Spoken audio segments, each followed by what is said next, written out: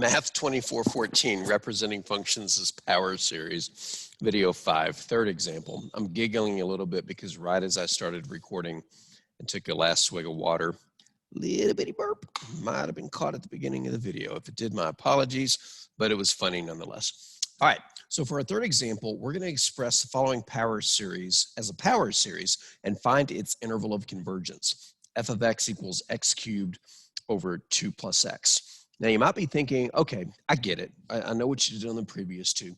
We took whatever you saw there and we manipulated it to look like the sum of a geometric series. And then once we did it, we could extract what the first term of the ratio was, and then we could write it like this. Set up the condition that the absolute value of the ratio is less than 1, and then proceed to make the, getting a little click happy here. Proceed to make these series look like a traditional power series, something times x to a power, and then solve the inequality set up by the ratio, which is really sloppy over there because I was trying to draw it really fast. There we go. And we could do all that. But I want to show you another trick. This is a standard trick in most math classes, especially calculus, and that's using the results from a previous example to help with another problem. If you'll notice, this function is almost exactly like the one that we had in the previous two videos. It was 1 over 2 plus x, not x cubed over 2 plus x. Now, how can we use that to our advantage? Well, we could factor out an x cubed from the top and rewrite the rest as 1 over 2 plus x. And we already found that sum from the previous video. The sum was the sum from 0 to infinity of -1 to the n over 2 to the n plus 1 times x to the n. So is that it? Well, not quite, because we would like for the x cubed on the outside to not be on the outside. Now, can we just take this x cubed? Can we just take this x cubed and move it inside? Well, yes, if under two conditions. Number one, it's multiplied or divided, which it is. Because if you think about it, we're just invoking the distributive property by multiplying across a sum. Happens to be an infinite sum. Number two, you can only move a factor in and out of a sum if the factor is independent of the index of the sum. In other words, there's no n over here. So we can move the x cubed in and out. Now, if something has an n, we can't move its position. Like this x to the nth, we can't move it out because it depends upon what the n equals. But if something doesn't depend on the n, then you are free to move it in and out as long as it's part of a multiplication or division problem. So all that being said, we're going to move the x cubed inside. And when we move the x cubed inside, which is just distributing it across the sum, let's write everything else first. When we move the x cubed inside, we can multiply it at the end, but this is a standard setup for adding exponents. So instead of writing x to the n times x to the third, we can just write x to the n plus 3 power. Oh, by the way, because we are doing the same geometric series as before, it did invoke the same interval of convergence, which was -2 is less than x is less than 2. So we're not going to rehash that. Watch not last video, but 2 videos ago to see that. The previous video was just the visualization in Desmos. All right, so is this an acceptable answer? You tell me. I'm trying to get this cleaned up down here. Does it look like a series where you have a coefficient times the power of x? And the answer is, of course it does. I've got a coefficient, just cleaning this up. The coefficient is all this, and it's times the power of x. Now, you might be thinking, but it's not x to the nth, it's x to the n plus 3. Is that okay? It is, but when your exponent is something like 2 to the nth power, there's really nothing you can do to get rid of that 2. However, when your exponent is something like n plus 3, or n minus 4, or n plus or minus something, there is actually a way to manipulate the sum so that it is x to the nth power. It requires a little bit of change of variable, but this is a good trick to have in your arsenal. So let's write the sum as we have currently.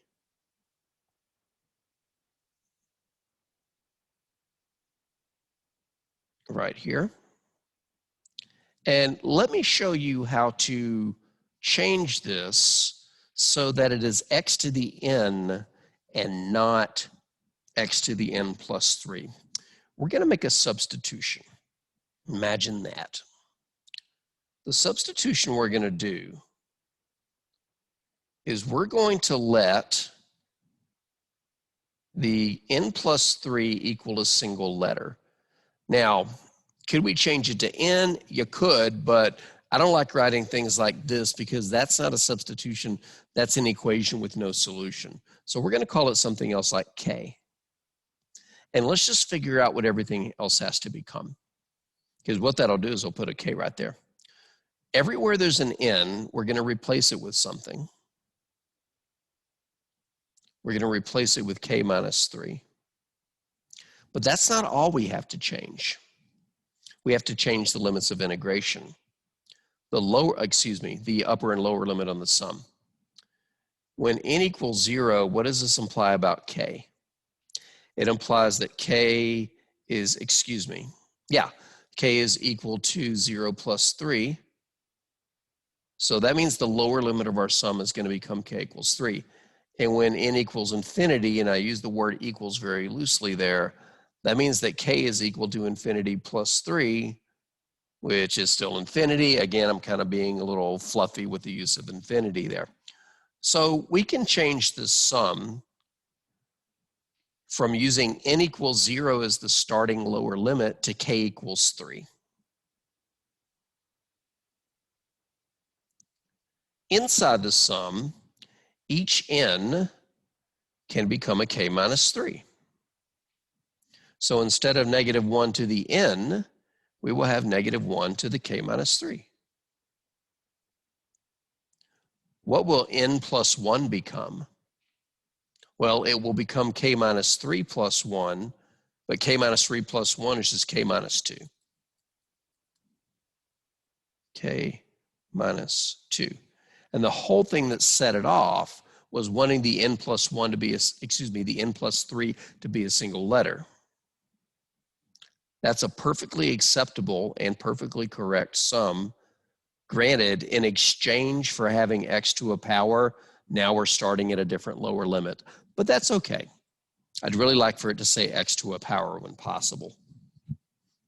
So the point of this one was to show you that you can build one power series off another, especially when it's multiplicative in nature. In this case, it was x cubed times a previous power series. To wrap up this video, I want to show you what would happen if you had started this one, the one that we just did, excuse me, but had not done this one previously. In other words, what if you just jumped right into this and tried to play the same games that we played before, which was to manipulate the function so that it looks like a over 1 minus r, so that we could write it as this with the stipulation that the absolute value of the ratio is less than 1. Well, we would still have to fix the same things we fixed before. We would have to reverse the order downstairs so that we could prepare to have a 1 in front, multiply everything by a half, so we would get x cubed over 2 over 1 plus x over 2. That gets the 1 there. And then trick out the plus on the bottom so that it says minus and negative. Let's just go ahead and do that.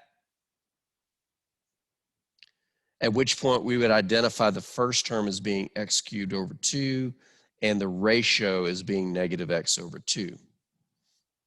If we did that, then our series would be x cubed over x plus 2 excuse me, is equal to the sum of n equals 0 to infinity of the first term, which is x cubed over 2, times the ratio, which is negative x over 2, to the nth power. And because the ratio is negative x over 2, we would have to require that its absolute value is less than 1, but that's going to give us the same interval as before. Negative 2 is less than x is less than 2. But now we got a big mess in our sum because we don't have x to a power. We get x cubed over 2 times negative x over 2 to a power. How would we fix that? Same way we did before. We give the nth power to each factor and parts of the fraction where the n is. So we would have negative 1 to the nth power, x to the nth power, and on the bottom 2 to the nth power. And then we would merge together things that we can. Well, we would have the negative 1 to the nth. Downstairs, we would have 2 to the n plus 1, but when we add the exponents on the x's, we get n plus 3, which takes us right back where we were up there before we did the substitution. So the good news is if you don't connect one function's series to a previous function whose series we already know, it's not the end of the world. You can still attack it by manipulating the function so that it has the correct structural form, particularly fraction, 1, and minus, so that you can identify the first term, the ratio, build the series, and then clean it up so that it looks like proper power series form, a coefficient times x to a power.